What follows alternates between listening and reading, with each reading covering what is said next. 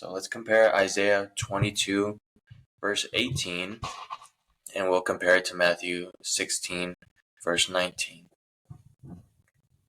Okay, and whirl you round and round, and throw you like a ball into a wide land.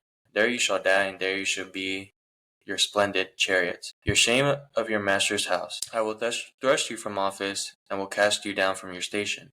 In that day I will call you my servant Eliakim, the son of Hilkiah. I will clothe him with your robe, and I will bind your belt on him, and will commit your authority to his hands. And he shall be a father to the inhabitants of Jerusalem, and to the house of Judah. And I will place on his shoulders the key of the house of David. And he shall open, and none shall shut, and he shall shut, and none shall open. Yeah, and then in Matthew 16, verse 19, which we already went over, I will reiterate, he tells Peter, I will give you the keys of the kingdom of heaven. Whatever you bind on earth shall be bound in heaven, and whatever you loose on earth shall be loosed in heaven. See, so it's almost parallel whenever we look at the two, right? Whatever you bound, whatever you loose, almost the exact same thing. So during that time, everyone would have understood that Jesus was quoting from Isaiah because everyone had read it and grew up with it. So in Isaiah 16, just as Eliakim was given the keys of the office, so too Peter was given the keys of the new office. Jesus did not come to get rid of the old ways, but instead to make it perfect in all aspects.